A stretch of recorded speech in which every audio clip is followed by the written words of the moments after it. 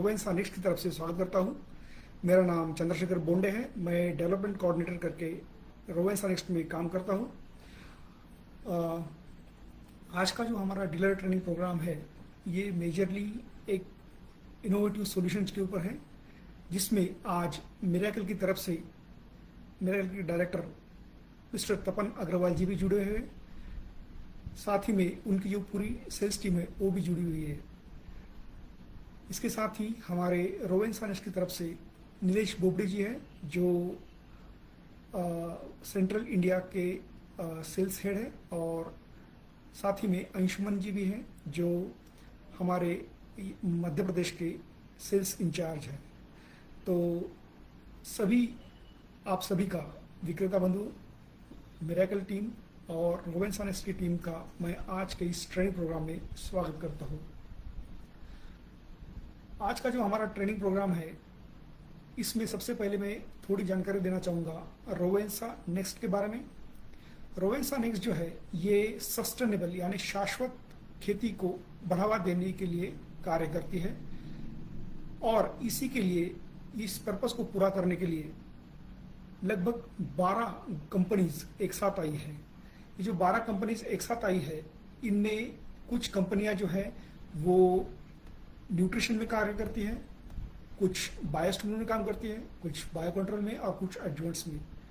तो हर एक के पास एक डिफरेंट सॉल्यूशन है, एक डिफरेंट टेक्नोलॉजी है, और ये सारी टेक्नोलॉजीज कंबाइन करके हम बायो सोल्यूशनाइज एग्रीकल्चर को आगे बढ़ाएंगे, ताकि जो शाश्वत खेती है हमारी उसको हम अच्छी तरह से आगे ले जाएं, और जो आने वाले टाइम है इसमें हम बायो ट्रांसफॉर्मेशन करके खेती को और उपजाऊ बनाए और हमारी पैदावार को बढ़ाए। इसमें आप देखेंगे तो न्यूट्रिशन में काम करने वाली जो कंपनियां हैं ये नीपा एग्रो, रोडेल एग्रो के, कॉस्मोसीड, ट्रेडकॉप है। बायोस्टिमुलेंट में काम करने वाली कंपनी ओजीटी और माइक्रोक्यूमिका है। बायो कंट्रोल में देखेंगे आप तो इडाई नेचर, बायोकेम, एग्रोटेक्नोलॉजिया, ओरो एग्री ये कंपनियां हैं, और एडजुवेंट में काम करने वाली ओरो एग्री एंड एसडीबी कंपनियां हैं। तो ये सारी कंपनियां जो है इनके पास डिफरेंट टेक्नोलॉजी है। किसी के पास न्यूट्रिएंट के अच्छे प्रोडक्ट है, किसी के पास बायोस्टिमुलेंट के अच्छे प्रोडक्ट है, किसी के पास बायो कंट्रोल यानी जो बैक्टीरियल फंगल बेस होता है, या फिर प्लांट बेस या मिनरल बेस जो बायो कंट्रोल के प्रोडक्ट है, तो ये है। और साथ ही में जो एडजुवेंट है इसमें भी हमारे पास डिफरेंट सोल्यूशन है। तो फिलहाल देखेंगे तो एक अच्छा पोर्टफोलियो इस ग्रुप के पास बना हुआ है जो बायो ट्रांसफॉर्मेशन के लिए कार्य करेगा। कंपनी के बारे में अगर हम थोड़ी जानकारी देंगे तो कंपनी में 12 कंपनीज इन्वॉल्व हुई है अभी तक। हमारे पास 14 प्रोडक्शन प्लांट हैं, 90 देशों में हम काम करते हैं, लगभग 2200 एम्प्लॉयज हैं हमारे पास। जो एक्चुअली हमारी जो कंपनी है ये B2B में काम करती है, बिजनेस टू बिजनेस मॉडल में काम करती है। इसलिए मेजरली जो लोग रहते हैं वो सर्विस प्रोवाइडिंग पर्सन होते हैं, जो मार्केट में आपको टेक्नोलॉजी ट्रांसफर करने का काम करते हैं और सपोर्टिंग का काम करते हैं। लगभग 30 R&D एक्सेलेंस सेंटर है हमारे पास, जहाँ पे प्रोडक्ट के बारे में इनोवेशन होता है या रिसर्च होता है वहाँ पे, और जो एग्जिस्टिंग प्रोडक्ट है उनमें हम और कैसे बेहतर उनको बना सकते हैं इसके बारे में काम चलता है। लगभग 84 से अधिक यूनिवर्सिटीज के साथ हमारा टाइप है, जहाँ पे हम हमारे प्रोडक्ट की ट्रायल करते हैं, टेस्टिंग करते हैं, और उसका डेटा जो है हम रजिस्ट्रेशन में भी यूज करते हैं। तो इस तरह से ये कंपनी का ओवरऑल पिक्चर है। लगभग 90 देशों में काम करने वाली कंपनी है, मेजर क्रॉप्स में काम करने वाली कंपनी रोवेंसा नेक्स्ट है। अगर हम पोर्टफोलियो स्ट्रैटेजी की बात करेंगे तो बायोन्यूट्रिएंट एंड एडजुवेंट्स की जो स्ट्रैटेजी है हमारी, उसमें हमारा ये मानस है कि हम सोइंग से लेके शेल्फ लाइफ तक हमारे जो फार्मर हैं उनको हम सोल्यूशन प्रोवाइड करें। हमारे क्रॉप के हर एक स्टेज के लिए हम सोल्यूशन प्रोवाइड करें। इसमें से कुछ सोल्यूशन आज भारत में अवेलेबल है, कुछ आने वाले दिनों में रजिस्टर होकर भी आएंगे। इसमें जो मेजर जो सोल्यूशंस काम करते हैं उसमें stress management, nutrition management, soil, technical for soil, technical for water, technical for plant, auxiliary movement के लिए, और टेक्निकल फॉर सीड से डिफरेंट कैटेगरी के हमारे पास सॉल्यूशंस इसमें हैं। साथ ही में जो क्रॉप्स है जिसके ऊपर हम काम करने वाले हैं वो रो क्रॉप्स होते हैं, pome fruit, stone fruit, tomatoes, tropical fruit with leafy vegetable, grapes, melons, berries, इन सारे क्रॉप्स के ऊपर हम काम करते हैं। आज जो हम मेजरली बात करने वाले हैं वो बात करने वाले हैं technical for soil. Technical for soil में जो मेजर क्रुशियल इंपॉर्टेंस होता है वो होता है वाटर मैनेजमेंट। वो क्यों होता है? अभी हमारे यहाँ पे जो भी क्रॉप लगते हैं, खास करके एमपी में जो भी वेजिटेबल लगते हैं या बाकी क्रॉप लगते हैं, तो मेजरली क्रॉप लगते हैं बेड के ऊपर लगते हैं। हम रेज बेड बनाते हैं, उसके ऊपर ड्रिप लाइन डालते हैं और उसमें पानी देते हैं। और उससे पानी देते हैं, जब हम पहली बार पानी देते हैं बेड को गीला करने के लिए, तो एंटायर बेड गीला होना चाहिए, ये हमारी उसमें मंशा रहती है। लेकिन फिर भी जब हम उस बेड को गीला करते हैं तो उसमें हमें पानी की ज़्यादा ज़रूरत पड़ती है, यानी कम से कम 6 घंटे से लेके 8-10 घंटे तक हमें पानी देना पड़ता है ताकि पूरा बेड गीला हो जाए। लेकिन इतना करने के बावजूद भी वहाँ पे बेड में जो गीलापन है वो एक सरीका नहीं आता है, कहीं पे ज़्यादा होता है, कहीं पे कम होता है। और साथ ही में क्या होता है कि जब हम इस बेड को कंटिन्यू यूज़ करते हैं और ज़्यादा दिन तक यूज़ करते हैं तो वहाँ पे फर्टिगेशन और इरिगेशन देने के साथ साथ वो बेड ज़्यादा कॉम्पैक्ट होने लगता है। उसमें जो पोरोसिटी है, यानी जो सच्छिद्रता है, वो कम होने लगती है, जिसके कारण वहाँ पे हवा का जो प्रमाण है वो कम हो जाता है। साथ ही में उस मिट्टी में फिर रूट डेवलपमेंट में भी हमें दिक्कतें आती है। जहाँ पे हम ड्रिप इरिगेशन का यूज़ करते हैं तो वहाँ पे हमें क्या पता चलता है कि जहाँ पे ड्रिप का पानी गिर रहा है वहाँ पे ज़्यादा गीलापन हो रहा है, और इसी कारण कभी कभी ज़्यादा गीलेपन के कारण या ज़्यादा मॉइस्चर वहाँ पे बढ़ने के कारण वहाँ पे रूट्स डैमेज होते हैं, और फिर उसका रूपांतर जो है वो पेड़ के मरने में भी हमें दिखाई देता है। तो मोर्टेलिटी जो है या जो डिसीज वहाँ पे है वो बढ़ते हैं, जिसके कारण पेड़ मरने लगते हैं। तो ये जो है ये मेजर हमारी समस्या है सॉइल में वाटर मैनेजमेंट के हिसाब से। तो इसी के लिए हमारे पास जो टेक्नोलॉजी है जिसका नाम है ट्रांसफॉर्मर, जो सॉइल में मॉइस्चर को यूनिफॉर्म फैलाने का काम करता है, जिसके कारण हमारे यील्ड और प्रॉफिट को बढ़ावा मिलता है।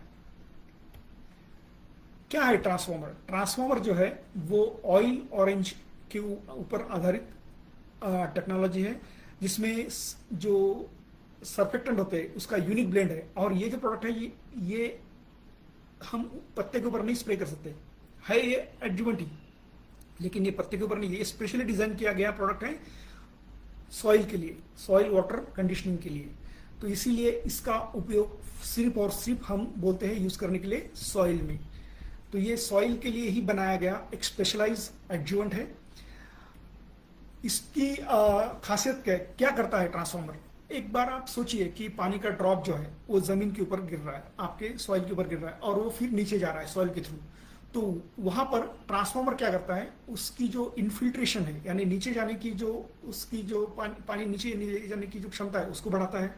साथ ही में उसको लैटरल यानी साइड में भी फैलाता है, यानी सिर्फ नीचे ले जाना नहीं पानी को, तो साइड में भी फैलाने का काम करता है।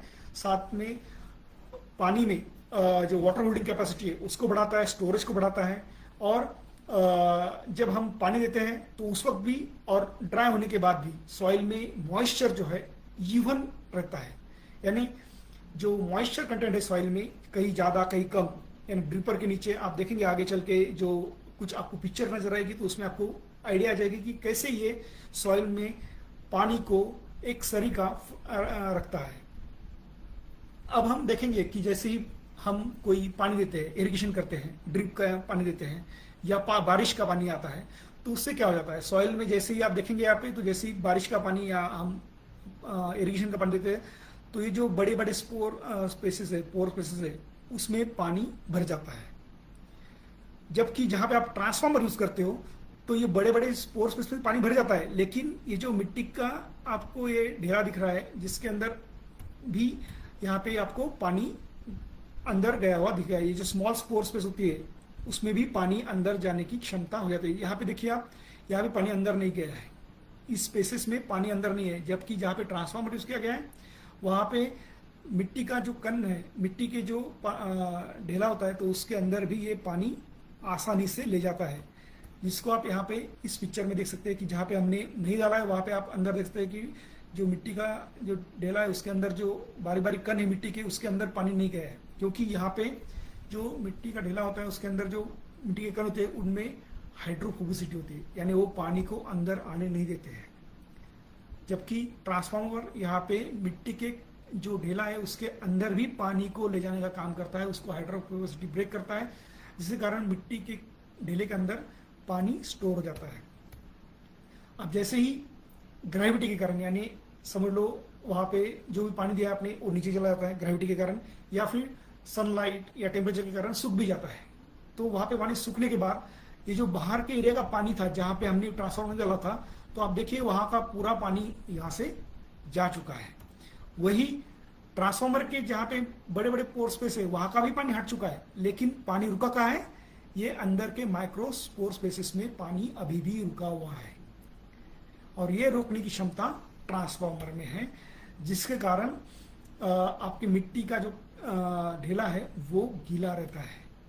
यहाँ पे आप देख सकते हो कि ड्राइंग के बाद भी जहाँ पे आपने ट्रांसफार्मर डाला वहां पे आप देखिए ड्राइंग के बाद यहाँ पे पानी अंदर नहीं था, तो ये ढेला जो ड्राई हो चुका है। वही ट्रांसफार्मर देने के बाद अंदर जो मिट्टी के ढेले के अंदर के जो बारीक कण है उनके अंदर भी वहां पे माइक्रोस्पोर स्पेसिस में भी वहां पे पानी रुका हुआ है। तो यही कैपिलरी जो वाटर है ये हमें बाद में रूट्स के लिए काम में आता है, न्यूट्रिएंट सोल्यूबिलिटी के लिए काम में आता है, जिसके कारण जो न्यूट्रिएंट है वो सोल्यूबल हो जाते हैं और रूट द्वारा हमारे प्लांट में चले जाते हैं। अब यही एक चैलेंज देखेंगे हम कि ये ट्रांसफार्मर जो है वो हेवी सॉइल में कैसे काम करता है। आप यहाँ पे देखिए ड्रिपर से जो है पानी अंदर जा रहा है सॉइल के अंदर। तो सॉइल के अंदर जाने के बाद यहाँ पे देखेंगे आप ये जो है ये डायरेक्ट बड़ी बड़ी कैपिलरीज है, जिसके कारण सीधा पानी नीचे जा रहा है निकल के, तो और नीचे जाके भर रहा है। जबकि ट्रांसफार्मर के साइड में देखिए आप पूरा रोड जोन वेट हो चुका है, और यहाँ पे पानी जो बड़ी बड़ी कैपिलरीज है उसमें से नीचे जा रहा है, जिसके कारण नीचे के एरिया स्तर में पानी भर रहा है। तो ये जो प्रॉब्लम है ये हेवी सॉइल में हमें दिखाई देता है, क्योंकि हेवी सॉइल में जब क्रैक्स आती है या फिर उसमें जब सूखती है मिट्टी तो उसमें बड़ी दरार रहती है और पानी सीधा नीचे चले जाता है, वो फैलता नहीं है ज़्यादा। वही ट्रांसफार्मर हेवी सॉइल में पानी को फैलाता है अच्छी तरह से। और वहां पे आप वीडियो में फिर से एक बार दिखाता हूं मैं आपको, वहां पे नीचे देखेंगे आप तो कैपिलरीज से पानी नीचे आने के कारण जो नीचे के स्तर है उसमें जो नीचे का स्तर होता है पानी का यहाँ का सॉइल मिट्टी का यहाँ का, तो उसमें पानी भरने लगता है तेजी से, उसको हम बोलते हैं ओवरवेट जोन। और इस ओवरवेट जोन में फिर रूट डेवलपमेंट नहीं होती है। यही आप देखिए जहाँ पे आपका रूट जोन है वो नीचे भी अच्छी तरह से बढ़ा है। तो ये मेजर डिफरेंस आपको नजर आएगा जहां पे आप ट्रांसफार्मर हेवी सॉइल में यूज करेंगे। अब हम बात करेंगे कि ये सॉइल प्रोफाइल में कैसे पानी को लेके जाता है। तो यहाँ पे हमने एक सैंड बॉक्स का एक्सपेरिमेंट किया है। दोनों जगह पे सेम क्वांटिटी में हम पानी दे रहे हैं। एक साइड में सिर्फ हम राइट साइड में ए बॉक्स जो है उसमें सिर्फ हम पानी देने वाले हैं, और बी बॉक्स में हम जो है वहां पे पानी के साथ ट्रांसफार्मर देने वाले हैं। तो देखते हैं कि कैसे ये फैलता है सॉइल में। देखिए आप जो पानी है जो नीचे आ रहा है बी बॉक्स में वो कितना तेजी से फैलते हुए जा रहा है, राइट। तो इस तरह से लगभग 16% एक्स्ट्रा जो है पानी को फैलाने का काम यहाँ पे आप ट्रांसफार्मर ने किया है, ये आप यहाँ पे देख सकते हैं। तो इसके कारण जो है आप देखते हो कि लार्जर रूट एरिया आपका डेवलप होगा, वेट होगा, जिसके कारण सरफेस एरिया जो है वो बढ़ेगा। जो आपकी एक्सट्रीम ड्राई कंडीशन या वेट कंडीशन होगी वो आपको यहाँ पे दिखाई नहीं देगी, क्योंकि यहाँ पे जो है तो नीचे आके फिर पानी यहाँ पे ज्यादा जमा होने वाला है, जबकि यहाँ पे पानी वही पानी उतनी मात्रा में फैला हुआ है। देन साथ ही में ये क्या करता है कि सॉल्ट जो है उनको भी ढकेलता है नीचे, क्योंकि यहाँ पे क्या होगा कि जो पोरोसिटी है सॉइल में, जो पोरोसिटी बढ़ने वाली है उसके कारण जो सॉल्ट है जो एक्यूमुलेट हो चुके हैं आपके सरफेस के ऊपर, तो वो भी धीरे धीरे आपको नीचे आते हुए नजर आएंगे। तो इस तरीके से हमें ये सॉइल का मूवमेंट यहाँ पे हमें दिखाई देता है। अब हम बात करेंगे ड्रिप इरिगेशन के बारे में।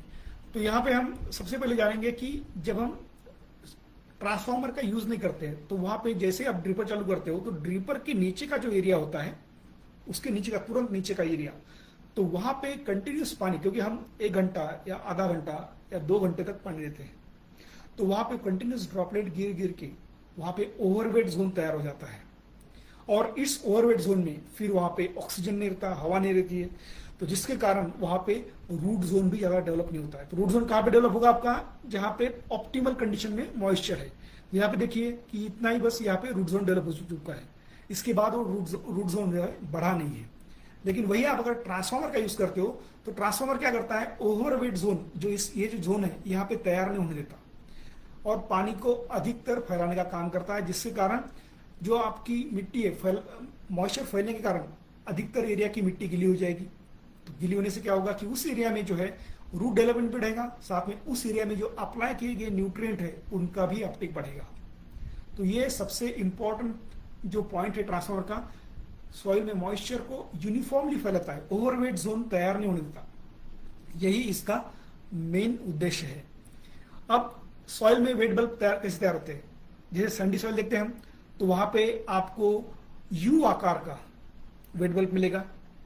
जैसे पानी देंगे आप तो यू आकार का मिलेगा। वही ट्रांसफार्मर क्या करेगा, उसकी जो विड्थ है, फैलने की जो क्षमता है, उसको भी बढ़ा। सैंडी सॉइल में वैसे पानी फैलता नहीं है, सीधा नीचे जाता है, लेकिन वही ट्रांसफार्मर उसको फैलाएगा भी और अधिक नीचे लेके जाएगा, यानी जो स्प्रेड और पेनिट्रेशन है दोनों अच्छी तरह से बढ़ाएगा। जो लूमी सॉइल है वहां पे ये जो है स्प्रेड बढ़ाएगा और पेनिट्रेशन भी यहाँ पे देख सकते हो आप। और जो क्ले सॉइल है, जहां पे हमारी मैक्सिमम सॉइल आती है क्ले सॉइल्स, तो वहां पे देखिए आप क्ले सॉइल में पानी ज्यादा नीचे नहीं जाता है, क्योंकि वहां पे जो उसका पेनिट्रेशन है वो कम हो जाता है, उसमें पोरोसिटी कम रहती है, इस कारण वो नीचे नहीं जाता है। तो वही वहां पे पोरोसिटी बढ़ा के जो मॉइस्चर है उसकी जो मात्रा है वो वहां पे ट्रांसफार्मर अच्छी तरह से बढ़ाने का कार्य करता है। तो ऑब्जर्वेशंस क्या क्या है और फील्ड के कहीं से, तो यहाँ पे देखिए जहां पे हम ट्रांसफार्मर का यूज नहीं करते हैं और कंटिन्यूस जहां पे हेवी इरिगेशन होता है और पानी की क्वालिटी खराब होती है, तो वहां पे आपको सरफेस पे ऐसी अलग ग्रोथ दिखेगी।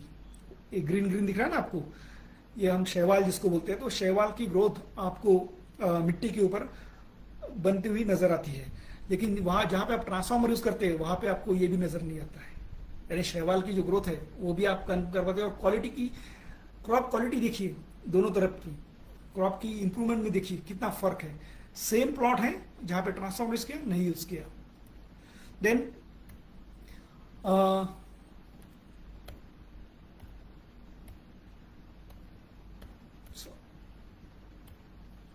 यहां पे आप एक वीडियो देख सकते हो कि जहां पे पेनिट्रेशन जो है वो कैसे होता है ट्रांसफार्मर का। ये देख सकते हैं यहाँ पे कंट्रोल सैंपल है, इसमें सिर्फ डाई डाली गई है पानी के साथ, और ये ट्रांसफार्मर विद डाई है। देखिए हम ड्रॉप डाल रहे हैं फिर भी वो नीचे पेनिट्रेट हो रहा है। ये थर्माकोल के ये आते ना ब्लॉक्स, उसका एक क्लियर कट एग्जाम जो आप फील्ड में, जो खास करके मिराकल के जो एम्प्लॉय है वो भी डेमोन्स्ट्रेट करके दिखा सकते हो फील्ड में।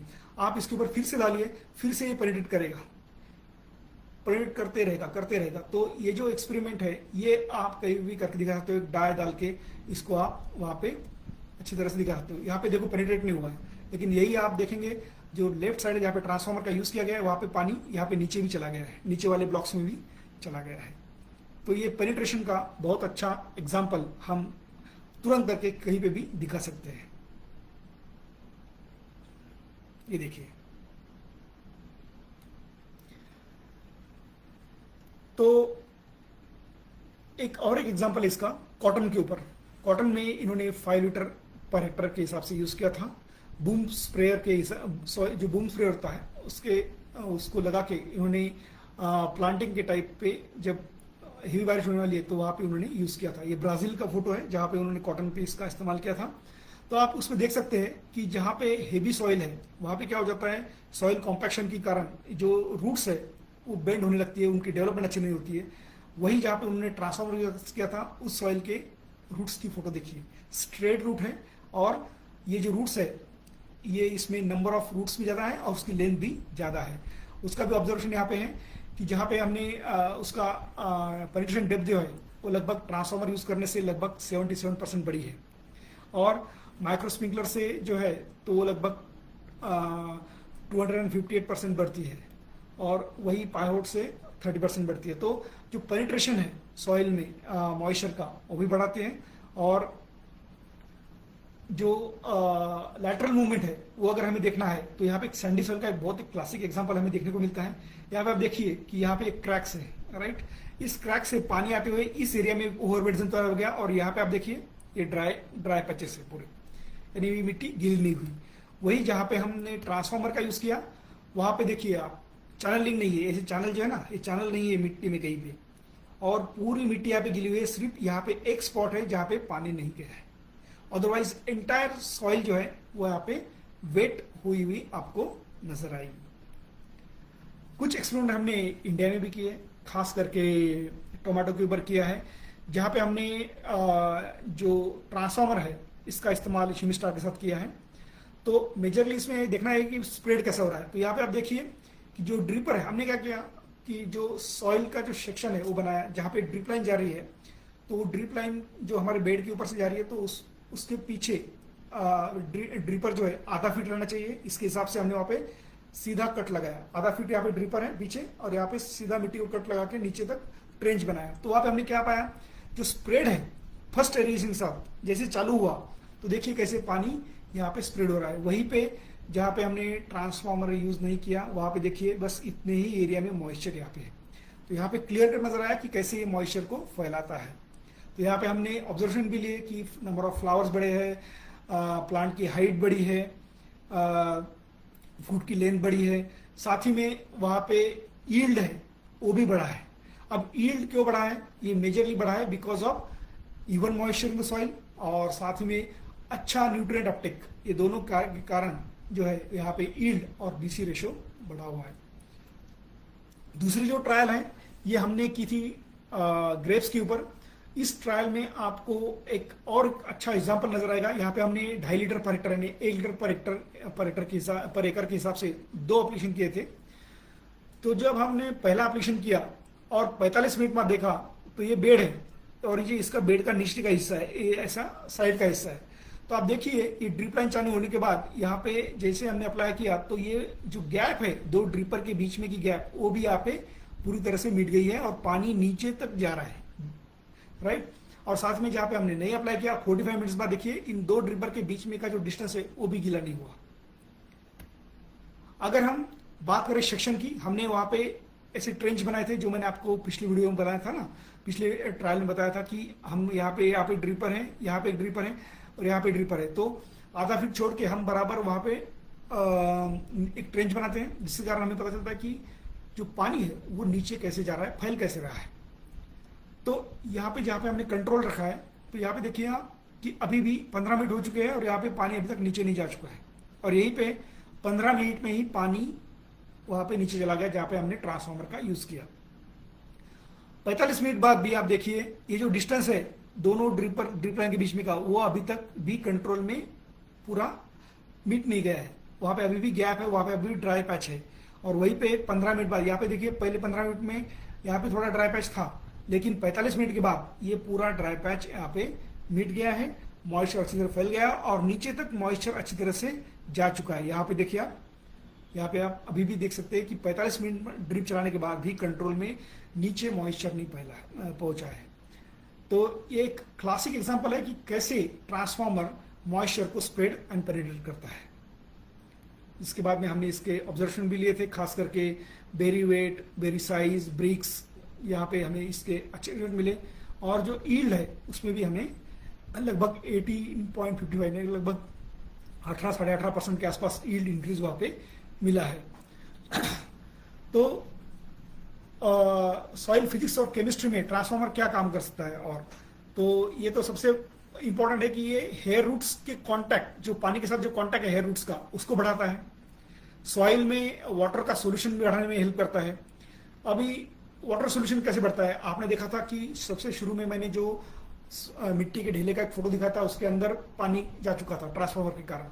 तो वो जो पानी अंदर गया है तो वो सॉइल में उस मिट्टी के ढेले में जो भी न्यूट्रिएंट है उनको सोल्यूबलाइज करके रखता है और उस न्यूट्रिएंट को फिर ये हेयर रूट्स एब्सॉर्ब करते हैं। और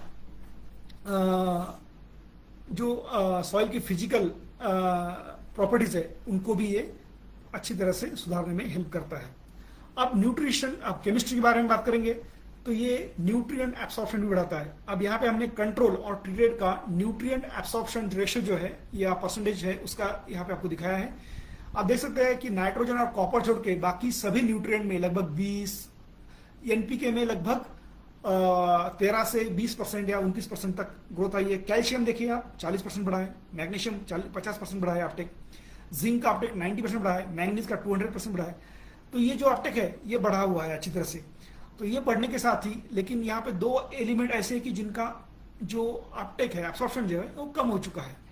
ये क्यों हो चुका है कि यहाँ पे एक्सप्लेनेशन इसका ऐसा है कि प्लांट में रैपिड ग्रोथ होने के कारण जो न्यूट्रिएंट है उनका बैलेंस वहां पे अच्छी तरह से हो गया है। साथ में जो कॉपर है उसका फॉस्फोरस आयरन के साथ या मैग्नीज का एंटागोनिज्म होता है, जिसके कारण कॉपर का एब्सॉर्प्शन जो है वो शायद कम हो चुका है। तो ये दोनों छोड़ के बाकी सारे न्यूट्रिएंट का अपटेक अगर देखेंगे आप तो वो अच्छी तरह से बढ़ा हुआ है। और हमें जो है खास करके नाइट्रोजन का अपटेक हमारे क्रॉप में कम चाहिए हमें, क्योंकि हमें ज्यादा विगरस ग्रोथ नहीं चाहिए, हमें ज्यादा ब्रांचेस चाहिए, ज्यादा फ्लावर्स चाहिए, ज्यादा फ्रूट्स चाहिए। तो उन सब कुछ जो पैरामीटर है ये यहाँ पर काफी अच्छी तरह से बढ़े हुए हमें नजर आते हैं। तो इस तरह से जो ट्रांसफार्मर है ये सॉइल में वाटर को डिस्ट्रीब्यूशन अच्छी तरह से बढ़ाता है सॉइल प्रोफाइल में। देन जो रूट जोन है उसमें इवन मॉइस्चर रहता है, ओवर या कम मॉइस्चर नहीं रहता है। जो इरिगेशन की इफिशिएंसी है उसको बढ़ाता है, यानी दो इरिगेशन जो है आपके उसमें का जो डिस्टेंस है वो भी बढ़ाता है। आपके सॉइल की जो रूट डेवलपमेंट है उसको भी अच्छी तरह बढ़ा, क्योंकि जितने ज्यादा एरिया में मॉइस्चर फैलेगा उतने एरिया में और रूट डेवलपमेंट बढ़ेगी आपकी।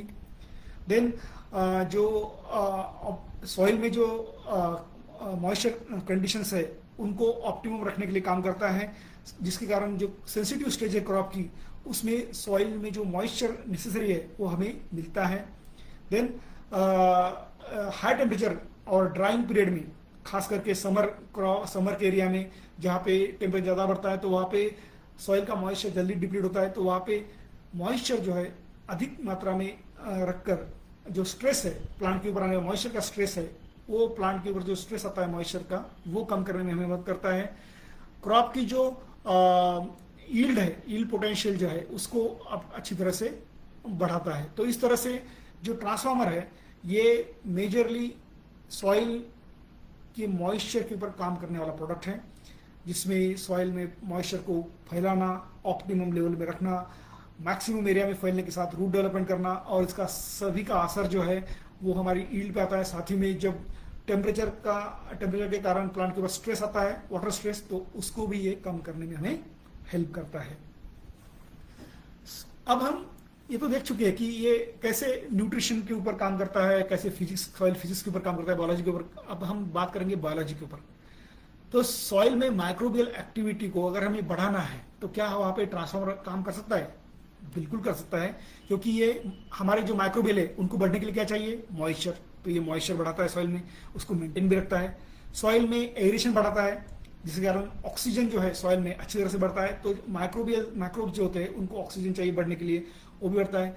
ऑर्गेनिक मैटर जो है सॉइल में उसको ये और डिकम्पोज होने में मदद करता है, क्योंकि वहां पे ऑक्सीजन है तो वो डिकम्पोज और फास्ट होगा। डिकम्पोज होगा तो फिर जो ऑर्गेनिक मैटर की लेवल है सॉइल की ऑटोमेटिकली बढ़ेगी। और इनऑर्गेनिक न्यूट्रिएंट जो है उनका भी जो स्तर है वो ऑर्गेनिक मैटर से बढ़ेगा, और साथ में जो इनऑर्गेनिक फर्टिलाइजर हम देते हैं सॉइल में तो उनका भी अपटेक ये बढ़ाएगा।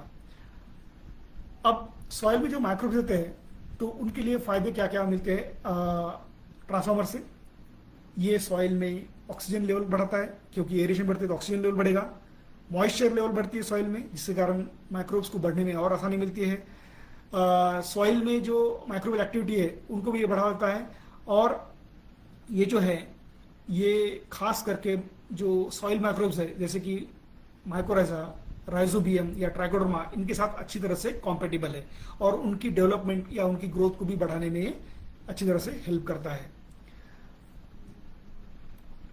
अब ट्रांसफार्मर एंड बायोलॉजिकल्स कैसे काम करते हैं, या कौन कौन से जो माइक्रोब्स है जिसके साथ ट्रांसफार्मर कॉम्पेटिबल है? तो ट्रांसफार्मर मोस्ट ऑफ द जो माइक्रोबियल प्रोडक्ट है मार्केट में उन सभी के साथ कॉम्पेटिबल है, जैसे माइकोराइजा हो गया, ट्राइकोडर्मा हो गया, राइजोबियम हो गया, सूडोमोनास हो गया।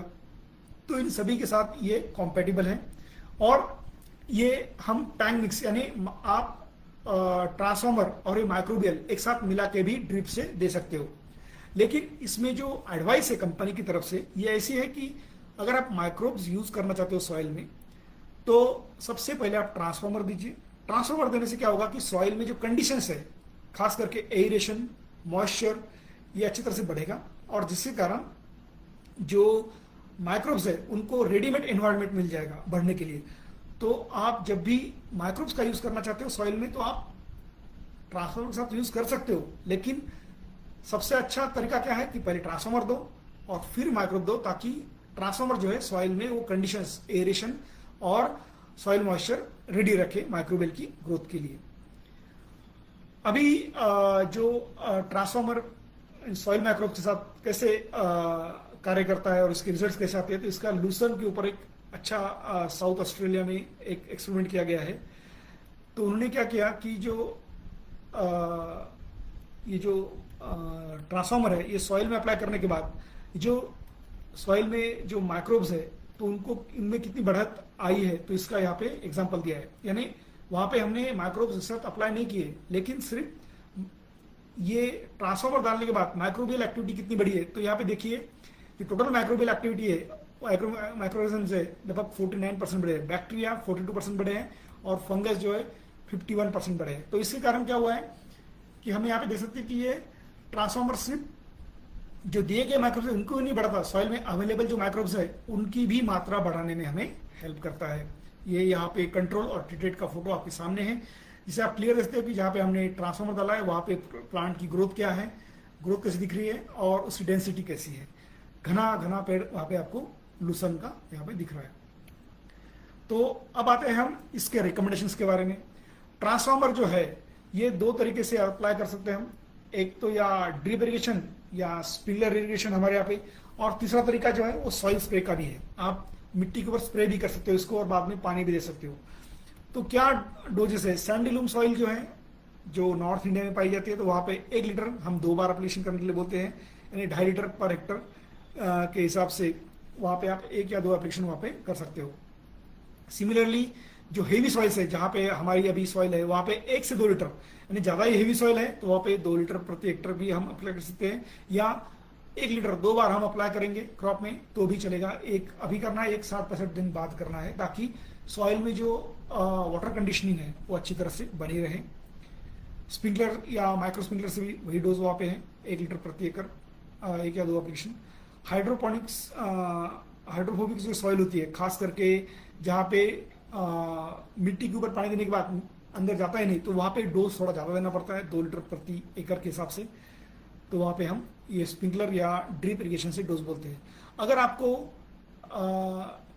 सॉइल के ऊपर स्प्रे करना है तो उसके लिए जो डोज है इसका, समझ लो आपको एकड़ में 1 लीटर स्प्रे करना है और आपको स्प्रे करने में 150 लीटर पानी लगता है, एकड़ सिर्फ मिट्टी के ऊपर स्प्रे करना है। तो वहां पे हमें क्या करना है, लगभग 100 मिली ट्रांसफार्मर एक टंकी में डालना है, 15 लीटर की टंकी में नेक्सअप की, और फिर वहां पे वो सॉइल के ऊपर स्प्रे करना है। तो 150 लीटर पानी में हम सॉइल के ऊपर स्प्रे कर सकते हैं, और पीछे से फिर आप जो भी आपका फ्लड इरिगेशन है या स्प्रिंकलर इरिगेशन है वो भी आप दे सकते हो। तो इस तरीके से हम ट्रांसफार्मर का जो है यूज कर सकते हैं। जो मात्रा आपको बताई गई है जिस सॉइल के हिसाब से, उस सॉइल के हिसाब से वो मात्रा आपको पानी में मिला के सॉइल के ऊपर स्प्रे करके इस्तेमाल करना है। कुछ टिप्स हैं कि ट्रांसफार्मर का यूज कैसे करना चाहिए। तो सबसे पहले हमें जहां पे हम ड्रिप का इस्तेमाल करते हैं या स्प्रिंकलर का इस्तेमाल करते हैं, तो वहां पे हमें पहले पानी, मिट्टी को थोड़ा गीला करना है। तो उसके लिए समझ लो हम अगर 1 घंटा पानी दे रहे हैं तो 1 घंटे में 15 मिनट हमें पहले पानी देना है, प्लेन पानी। फिर जो ट्रांसफार्मर है, जो रिकमेंडेड डोज है उसका, उसके हिसाब से हमें ट्रांसफार्मर जो है वो पानी में मिला के ड्रिप से चलवाना है। वेंचुरी होता है आपका या फिर आपका फर्टिगेशन टैंक होता है, तो उसमें आप इसको मिलाना है और शेक नहीं करना है, ऐसे घुमाना नहीं ज्यादा उसमें, नहीं तो उसमें झाग तैयार हो जाएगा। तो बस डालना है पानी में और एक बार 1-2 राउंड ऐसे मारने हैं ताकि वो पानी में डिजोल्व हो जाए, पूरी तरह पानी में आसानी से डिजोल्व हो जाता है। और फिर उसको 30 मिनट तक, यानी 1 घंटा बोला मैंने, 1 घंटे में 15 मिनट पानी चलाया, फिर 30 मिनट तक आपको ये जो सोल्यूशन है ट्रांसफार्मर का ये चलाना है, वेंचुरी थ्रू या फर्टिगेशन टैंक थ्रू। और लास्ट में जो पानी बचता है, जो भी 15 मिनट बचे हुए, 1 घंटे का 15 मिनट बाकी बचे हैं, तो उस 15 मिनट में फिर से पानी देना है, ताकि जो भी ड्रिप के अंदर या आपकी पाइपलाइंस के अंदर जो भी पानी ट्रांसफार्मर का जो सोल्यूशन है वो बचा है, वो पूरा का पूरा आपके पेड़ों के पास पहुंच जाए। तो इस तरह से हम इसका रिकमेंडेशन करते हैं। कंपनी का जो इसका जो परसिस्टेंस लेवल है सॉइल में, लगभग 3 महीने तक, एक बार देने के बाद 3 महीने तक ये सॉइल में अच्छी तरह से काम करता है। तो आपकी जो भी मेजर क्रॉप्स है लगभग इस दौरान निकल जाती है। लेकिन कुछ क्रॉप अगर लंबी चलती हैं तो वहां पे हमें 60 दिन के अंतर में, दो समझ लो, अगर 120 या 130 140 दिन तक क्रॉप जारी है, तो एक बार अगर हमने शुरू में दिया है, जब हम बेड बनाते हैं उस वक्त अगर हमने ट्रांसफार्मर दिया है, तो दूसरा एप्लीकेशन जो ट्रांसफार्मर का लगभग 60 से 62 दिन के आसपास अगर करेंगे हम, तो हमें और अच्छा हमें उसका बेनिफिट मिलेगा और सॉइल में जो मॉइस्चर है वो अच्छी तरह से मेंटेन रहेगा। तो हम इसके ऊपर इसका इस्तेमाल है फर्टिगेशन, स्प्रेइंग या पाइवोट या स्प्रिंकलर या इन सभी तरीकों से हम कर सकते हैं। तो इस तरीके से ये ट्रांसफार्मर प्रोडक्ट है। आपकी सॉइल में जो आपका हर एक ड्रॉप है उसको आप ट्रांसफार्मर से ट्रांसफॉर्म कीजिए। धन्यवाद।